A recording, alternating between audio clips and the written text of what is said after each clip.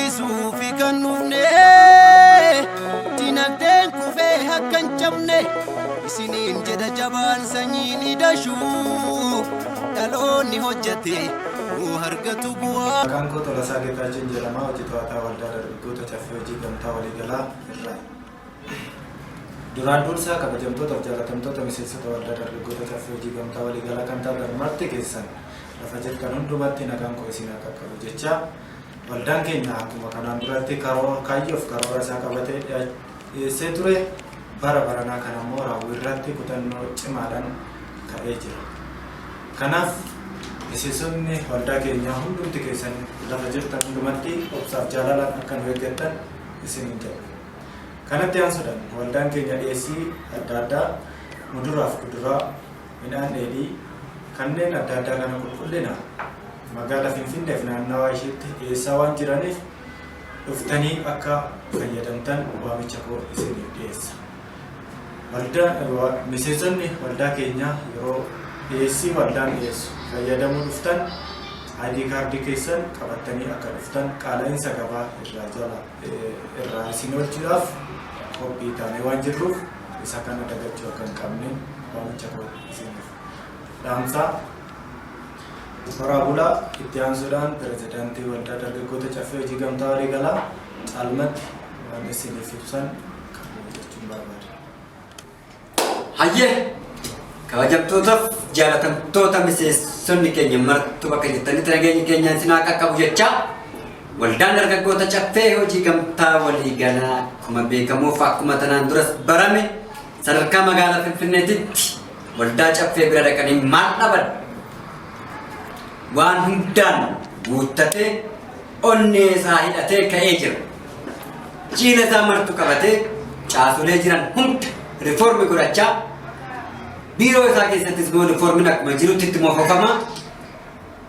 Qaala'insa gabaa jalaa miseensota keenya martu baraarree akka nyaattan akka fayyadamtan mana keessan keessattis rakkoo jiru hunda miseensota keenya ta'uu keessan irratti amantanii waraqaa eenyummaa miseensummaa keessanii fiduudhaan liistii iddoo caasaa nuti gurgurtaadhaaf oomisha dhiyeessinitti irratti mul'isuudhaan liistii irratti galmeessitanii gatii gadi hir'isuutiin gatii madaalaadhaan keessaniif miseensota fi miti miseensa garaagarummaa waan qabuuf isin immoo akka gahee keessanitti miseensummaa keessan fayyadamuu qabdu.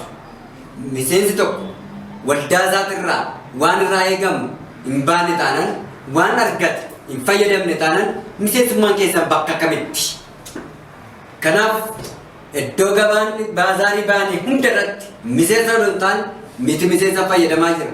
Baasii guddaatti ba'ee isiniif dhiyeechaa jira waan ta'eef waldichi dhiyeessaa waan jiruuf dhiyeessii keenya irratti miseensonni keenya martu caasaa jirtan hunda irratti iyyuu fayyadamuu qabdu. Fakkeenyaaf kutaa magaalaa Nifaas Kilaaftoo Jammoo tokko 67 quxur Mazooraa kan jedhamtu irratti inni argamna. Gabaa sanbataatiin wal qabatee Jammoo ol dabartanii Goofaa Gabreelii karaa ittiin ba'amu daandii gubbaa irratti inni argamna. Akkasumas iddoo biraattis caasaa Laaftoo irra jirtanii hunda keessaniif ni dhiyeessin. Dhaabbataan jiddugala gabaa Jammoo irratti ni argama. Dhuftanii argachuu qabdu, fayyadamuu qabdu. Akkuma anaan dura Jaalkoo Daayirekteer hojii to'ataa Tolasaa Geetaachoo isiniif ibsuu maali? Ibsuudhaaf yaala miseensi hundi keessaniyyuu dhuftanii hirmaattanii fudhachuu qabdu. Argachuu qabdu. Shammatachuu qabdu. Bitattanii nyaachuu qabdu. Rakkoo jiru nutti himuu qabdu. Hanqina jiru nu beeksisuu qabdu. Bishaan mataa yaa'a. Miseensi oduun fayyadamne miti miseensi akkamitti fayyadama? Kanaaf isin fayyadamuu qabdu waan ta'eef akka dhuftaniif kabajaan irra deebi'uudhaan waamicha koo isiniif dhiyeessa. Waan hundaanuu galtee ciccimaa argachaa jiru. Agar hindaama ta'e nuti utaaluu faana utaaluu hin dandeenye. Hanwachuu faana wachuu hin dandeenye. Hojjechaa rakkoo keenya himachaa fuulli keenya bakka saditti amma qoodamee waaddamutti falmachaa hojjechaa kaayyoo keenya mul'ata keenya galmaannii keenya kanaan wal qabachiisee kan isin beeksisuu dandeenyu waldaan keenya Ooditii hoggaatirra jira, cufachaa jira. Ooditii keenya sadarkaa federaalatti goosisaa jirra. Fixannee gaafa ooditii keenya beeksisnutti immoo bu'aa keenyaaf galtee keenya, galii keenyaa fi kisaaraa keenya, hanqina keenya yoo qabaanne isinitti ifaan ifatti ani isin beeksisnu ta'a. Agasitti baay'ee isin jaalanna, isin eegganna, isin tiksina, nu tumsa, nu bira dhaabbadha. Diina waloo keenya hiyyummaa haamuwaannu sadarkaa kutaa magaalaa Qaallittiittis gara Qaallittiirrattis waan ajaa'ibaa hojjechuuf jiru. Caasaan haaran, koreen haaran waan ajaa'ibaa hojjechuuf qophaa'aa jiru. Sheedii adda addaa fudhachaa jiru. Giddugala gabaa keessatti akkuma laaftoorratti godhamaa jiru fudhachaa jiru. Waan adda addaa itti galla.